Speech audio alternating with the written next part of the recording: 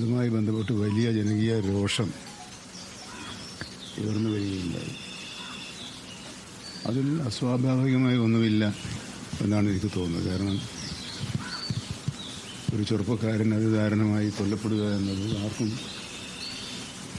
അംഗീകരിക്കാനോ ഉൾക്കൊള്ളുവാനോ കഴിയുന്ന ഒരു കാര്യമല്ല. എന്നാൽ ആ സംഭവം അറിഞ്ഞ ഉടനെ തന്നെ കളക്ടർമാരുമായി ഞാൻ ബന്ധപ്പെടുകയുണ്ടായി. എറണാകുളം ജില്ലാ കളക്ടറോട് ആ കാര്യത്തിൽ മോണിറ്ററിംഗ് നടത്തുന്നതിനുള്ള നിർദ്ദേശവും നൽകി.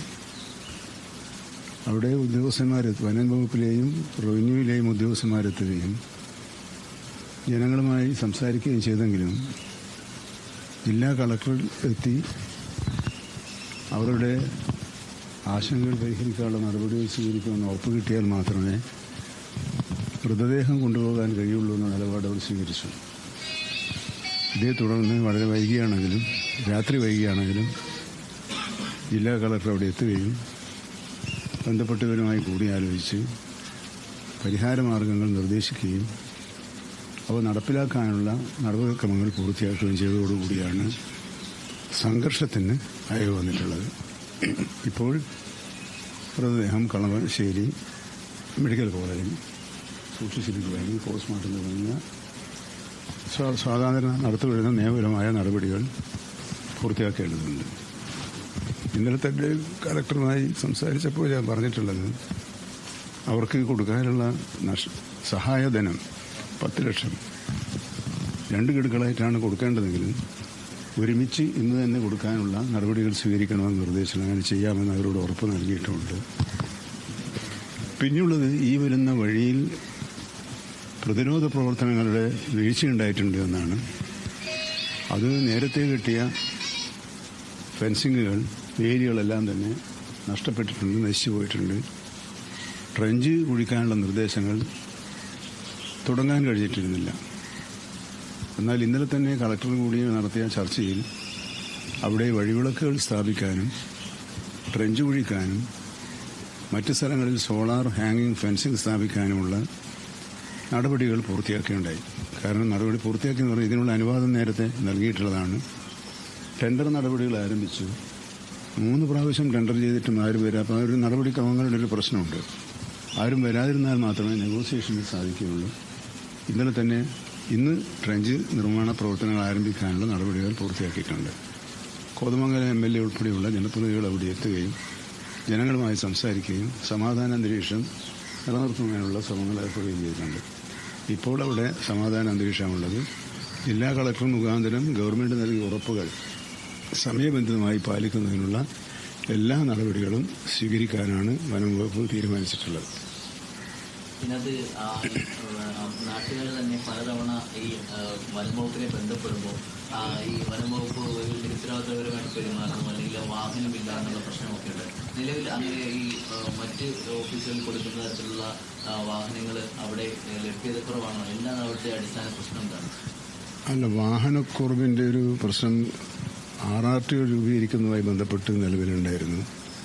അത് ബഹുമാനപ്പെട്ട MLA തന്നെ അതിനുള്ള വാഹനം വാങ്ങിക്കാനുള്ള പണം MLA ആസ്തി വികസന ഫണ്ടിൽ നിന്നും കൊടുക്കാൻ തീരുമാനിച്ചത്. അപ്പോഴും അത് നടപടിക്രമം പൂർത്തിയാക്കി ടെൻഡർ വിളിച്ച് വാഹനങ്ങളൊക്കെ വാങ്ങിക്കാൻ പറ്റും. നമ്മൾ സ്വകാര്യ വ്യക്തി ഒരു കടയിൽ പോയി വാഹനം വാങ്ങിക്കുന്നത് പോലെ വനം വകുപ്പിനോ MLA ഫണ്ട് ഉപയോഗിച്ച് വാങ്ങിക്കാൻ പറ്റില്ല. ആ നടപടിക്രമങ്ങൾ പൂർത്തിയാക്കാൻ എടുത്ത സമയമാണ് ഇതിനുണ്ട്. കഴിഞ്ഞ 2 ആഴ്ച മുമ്പേ തന്നെ ഞാൻ കോതമംഗലം MLA-യുമായി ഇവിടെ അവിടുത്തെ ജനപ്രതിനിധികളുമായി സംസാരിച്ചപ്പോൾ അവരും ഈ പ്രശ്നം പറഞ്ഞില്ല, ഇതിനൊരു കാലതാമസം ഉണ്ടാകുന്നുണ്ട്.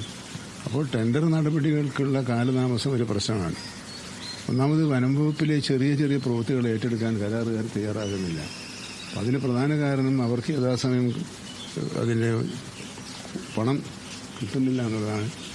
പണം ലഭ്യമാക്കുന്നതിനുള്ള നടപടികൾ സ്വീകരിച്ചു വരുന്നുണ്ട്. ഇപ്പോൾ ഈ കുട്ടമ്പുഴ, കോതമംഗലം ആ റേഞ്ചുമായി ബന്ധപ്പെട്ട പ്രദേശങ്ങളിലുള്ള ഹാങ്ങിങ് ഫെൻസിംഗ് സ്ഥാപിക്കുന്നതിനും ട്രെഞ്ചുകൾ സ്ഥാപിക്കാനുള്ള പണം അനുവദിക്കുകയും ടെൻഡർ നടപടിയിൽ പോവുകയും ചെയ്തതാണ്. ആ ടെൻഡർ നടപടി പൂർത്തിയാക്കുന്നതിനുള്ള കാലതാമസമാണ് അവിടെ ഉണ്ടാവാൻ കാരണം. വഴിവിളക്കുകൾ വേണമെങ്കിൽ നമുക്ക് ചെയ്യാം, പക്ഷെ അത് ചെയ്യേണ്ടത് എല്ലാം വനംവകുപ്പിൻ്റെ തന്നെയാണ്. വഴിവിളക്കുകൾ സ്ഥാപിക്കേണ്ട ചുമതലയൊന്നും വനംവകുപ്പിനല്ല, പക്ഷെ ചുമതല വനംവകുപ്പിൻ്റെ എല്ലാം ഇപ്പോൾ അവിടെ പറഞ്ഞാൽ നടക്കില്ല. പക്ഷെ ഓരോരുത്തർക്കും ഓരോ ചുമതലയുണ്ടല്ലോ. റോഡുകളിൽ വഴിവിളക്കുകൾ സ്ഥാപിക്കൽ, വനപ്രദേശത്ത് പിന്നെ ഈ വനപ്രദേശങ്ങളിൽ കൂടുതൽ റോഡുകൾ ഉണ്ടാക്കുന്നത് ഒരു ദൂഷണമാണോ എന്നൊരു ചോദ്യം ഇതിലൂടെ വരുന്നുണ്ട്. രാത്രിയിലും പകലും ഇല്ലാതെ ആളുകൾക്ക് സഞ്ചരിക്കാനുള്ള സാഹചര്യം കൂടുതൽ ഒരുക്കി കൊടുക്കുന്നതിനനുസരിച്ച്, അതിനുള്ള അനുവാദം കൊടുക്കുന്നതിനനുസരിച്ച് ഇത്തരം അപകടങ്ങൾ മൂർച്ഛിക്കുകയാണ് എന്ന വസ്തുത ഈ കൂട്ടത്തിൽ നമ്മൾ വിസ്മരിച്ചു പോകരുത്.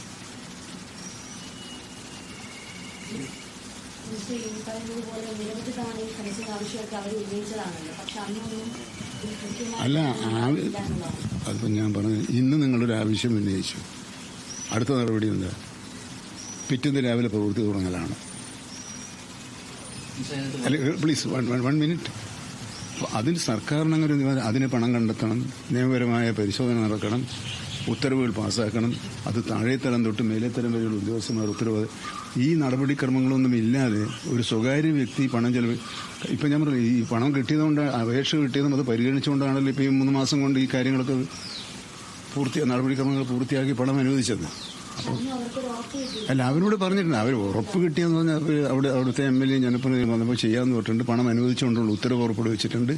ടെൻഡർ ക്ഷണിച്ചുകൊണ്ടുള്ള ഉത്തരവിൻ്റെ കോപ്പി കൊടുത്തിട്ടുണ്ട്. അപ്പോൾ ആ ഉറപ്പ് കിട്ടിയില്ല എന്ന് പറഞ്ഞാൽ അവിടെ ജനപ്രതിനിധികളോടല്ലേ സംസാരിക്കും, എല്ലാവരോടും നമ്മൾ സംസാരിച്ചിട്ടില്ലല്ലോ. ആ ഉറപ്പിൻ്റെ അടിസ്ഥാനത്തിൽ ഉത്തരവുകൾ കൊടുത്തിട്ടുണ്ടോ ഇല്ലയോ എന്നാണ് പരിശോധിക്കേണ്ടത്.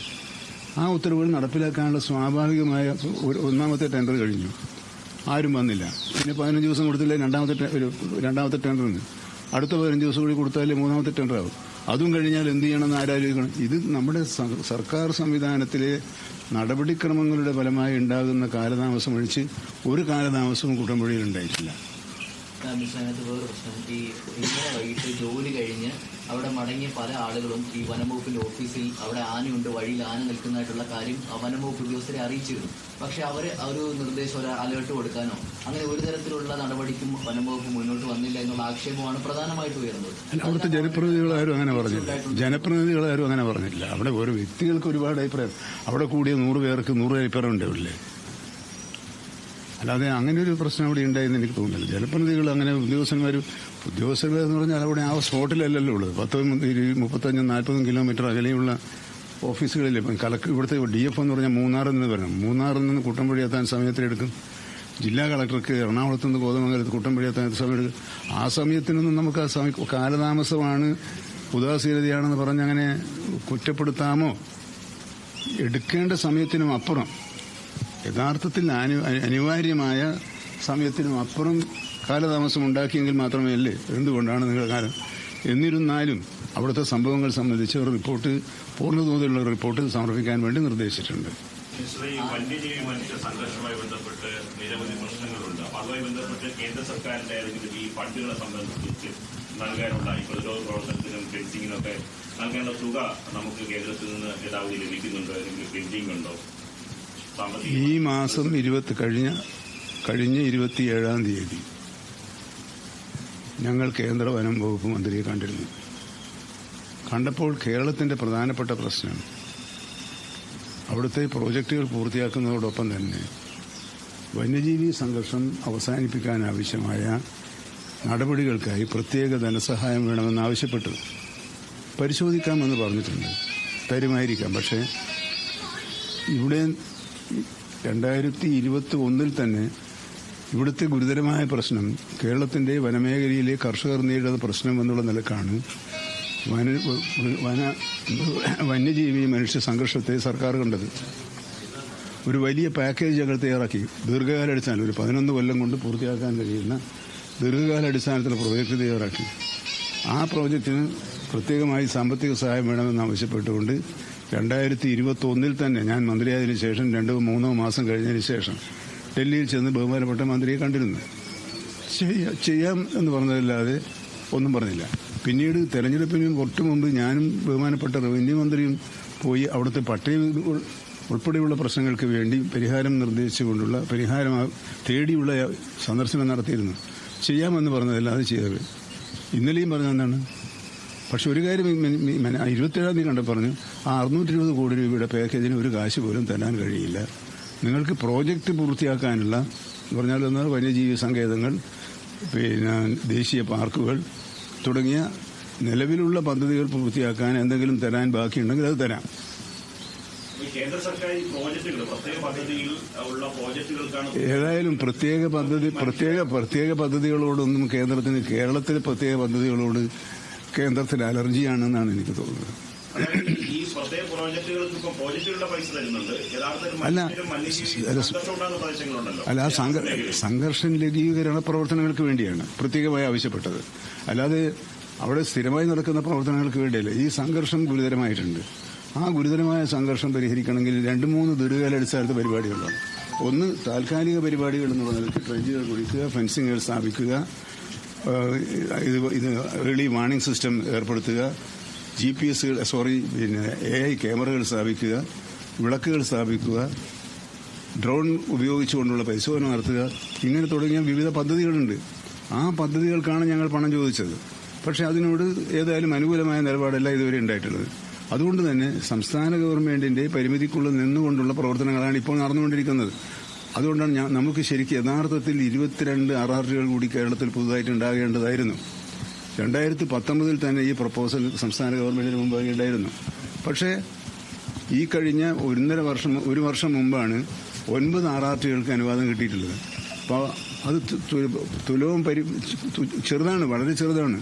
പക്ഷെ ഇത് വെച്ചിട്ടും ആണ് വനം വകുപ്പിലെ ഉദ്യോഗസ്ഥന്മാർ എല്ലായിടത്തും നെട്ടോട്ടമോടി എത്തുന്നത് എന്ന കാര്യവും നമ്മൾ വിസ്മരിച്ചുകൂടാ. സ്വാഭാവികമായും ഈ പറഞ്ഞതുപോലെ അവർക്കുള്ള RRTകൾ സ്ഥാപിക്കുക ഉൾപ്പെടെയുള്ള മെച്ചപ്പെട്ട സൗകര്യങ്ങൾ നമ്മൾ ഉണ്ടാക്കേണ്ടതാണ്. ഇപ്പോൾ തന്നെ നമ്മൾ ഈ വേലിയൊക്കെ കെട്ടുന്നതിന് നബാർഡിൽ നിന്നും വായ്പയെടുത്താണ് പണം കണ്ടെത്തിയിട്ടുള്ളത്. നബാർഡിന്റെ സാമ്പത്തിക സഹായത്തോടെ പണം കണ്ടെത്തിയിട്ടുള്ളത്. അതുകൊണ്ട് തന്നെ നല്ല ശ്രമമാണ് നടത്തുന്നത്. മറ്റൊരു കാര്യം, ഒരാളാണെങ്കിലും കൊല്ലപ്പെട്ടാൽ അത് കൊലപാതകത്തിന്. പക്ഷേ ഈ 2024 ഈ ദിവസം വരെ 37 മരണങ്ങളാണ് ഉണ്ടായിട്ടുള്ളത്. 2023 23 മരണങ്ങളെ ഉണ്ടായിട്ടുള്ളൂ. 10 കൊല്ലത്തെ കണക്കാണ് ഇപ്പം പറയുന്നത്. ഇപ്പോഴും മാധ്യമങ്ങൾ 10 കൊല്ലത്തെ കണക്കെടുത്ത് കാണിച്ച് ജനങ്ങളെ ഭയപ്പെടുത്തുകയാണ്. ഈ 10 കൊല്ലത്ത് 901 മരണങ്ങളുണ്ടായതിൽ 567 മരണങ്ങളും പാമ്പ് കടിയേറ്റിട്ടുള്ളതാണ് എന്ന കാര്യം കൂടി നമ്മൾ മനസ്സിലാക്കും. പാമ്പുകളെ വന്യജീവി കൂട്ടത്തിൽ പെടുത്തിയാണ് ഈ മരണം റിപ്പോർട്ട് ചെയ്യുന്നത്. അപ്പോൾ ജനങ്ങളെ ഭയപ്പെടുത്തുന്ന വാർത്തകൾക്ക് പകരം ചില മാധ്യമങ്ങൾ ഇന്നത് കൊടുത്തിട്ടുണ്ട്, ഇത്രയേ ഉണ്ടായിട്ടുള്ളൂ. അത് ആശ്വസിക്കാനും വേണ്ടിയല്ല. അപ്പോൾ അത് ചൂണ്ടിക്കാണിക്കുന്നത് ഞങ്ങൾ ഇത് ലഘൂകരിക്കാനുള്ള ശ്രമങ്ങൾ ഫലപ്രദമായി നടപ്പിലാക്കി തുടങ്ങിയതിന്റെ പ്രതിഫലനങ്ങൾ കാണാനുണ്ട് എന്ന് മാത്രമേ ഞാൻ അവകാശപ്പെടുള്ളൂ. CCF അവരുടെ റിപ്പോർട്ട് പ്രാഥമിക റിപ്പോർട്ടാണ് എൻ്റെ കിട്ടിയിട്ടുള്ളത്. മൂന്നാർ കോട്ടയല്ല, മൂന്നാറല്ലോ. അല്ലല്ലോ, മൂന്നാറാണോ കോട്ടയാണോ എനിക്ക് സംശയമുണ്ട്. ഏരിയ എനിക്കത്ര. ഇതിപ്പോൾ ഒരു പ്രാഥമിക റിപ്പോർട്ട് അവർ തന്നിട്ടുണ്ട്. ഏതായാലും ജനങ്ങളുടെ ഉത്കണ്ഠ അവസാനിപ്പിക്കാനും അവരുടെ സുരക്ഷ ഉറപ്പുവരുത്താനുമുള്ള നടപടികൾ സ്വീകരിക്കുക എന്നതാണ്. അതിന്റെ തോലി പൊളിക്കുന്നത് പോലെ പൊളിച്ച് പരിശോധിക്കുന്നതിനപ്പുറം പരിഹാരമാർഗങ്ങളുമായി അതിവേഗം മുന്നോട്ട് പോവുക എന്നതാണ്. ജനങ്ങളെ സുരക്ഷയ്ക്ക് ആവശ്യമായിട്ടുള്ള നടപടികൾ സ്വീകരിക്കുക എന്നതാണ് ഗവൺമെന്റിന്റെ ചുമതല. ആ ചുമതല വളരെ ഉത്തരവാദിത്തോടുകൂടി തന്നെ നിർവഹിക്കുന്നതാണ് എന്ന് ഉറപ്പു നൽകുകയാണ്. ഇന്നിപ്പോൾ അവർക്ക് സഹായധനമായുള്ള പണം ഇന്ന് തന്നെ കൊടുക്കാമെന്ന് പറഞ്ഞിട്ടുണ്ട്. ട്രെഞ്ചുകളുടെ പ്രവർത്തനം ആരംഭിച്ചിട്ടുണ്ട്. KSEയുമായി കളക്ടർ ചർച്ച ചെയ്ത് വഴിവിളക്കുകൾ സ്ഥാപിക്കാണ്ട്. അപ്പോൾ പെട്ടെന്ന് അവർ ഉന്നയിച്ച പ്രധാനപ്പെട്ട ആവശ്യങ്ങളോട് ക്രിയാത്മകമായ നിലപാടാണ് വനം വകുപ്പും സർക്കാരും സ്വീകരിച്ചിട്ടുള്ളത്. അല്ല, ഇപ്പം അവർ പറഞ്ഞിരിക്കുന്നത് സ്വാഭാവികമായി ഇത് വളരെ ദൂരെ അവർ താമസിക്കുന്നതും അവരുടെ ഓഫീസും ഈ വനമേഖലയിൽ നമ്മളീ പറയുന്ന പോലെ വളരെ അടുത്തല്ലല്ലോ. അരമണിക്കൂർ കൊണ്ട് 1/4 മണിക്കൂർ കൊണ്ട് ഓടിയെത്താൻ. ഒരു വിവരം കിട്ടിയാൽ ഒരു ടീം വേണം. ആ ടീമിനെ ക്രമീകരിക്കണം. അതുമായി ബന്ധപ്പെട്ട ആളുകളുടെ ഒരു സംഘത്തെ തയ്യാറാക്കണം. ആ സംഘത്തെ അതൊക്കെ സ്വാഭാവികമായ ചില. ഇപ്പം നിങ്ങളിപ്പോൾ ഇവിടെ രാവിലെ 8 മണിക്ക് വരാൻ വേണ്ടി എത്ര ഒരുക്കങ്ങൾ നടത്തി. ആ ഒരുക്കങ്ങൾ പോലെ അവർക്കും ഒരുങ്ങാനുണ്ടാവില്ല. അതിൽ ഞാൻ പറഞ്ഞത് അസ്വാഭാവികമായ താമസം ഉണ്ടായെങ്കിൽ അത് പരിശോധിക്കപ്പെടേണ്ടതും നടപടികൾ സ്വീകരിക്കേണ്ടതുമാണ്. ശരി.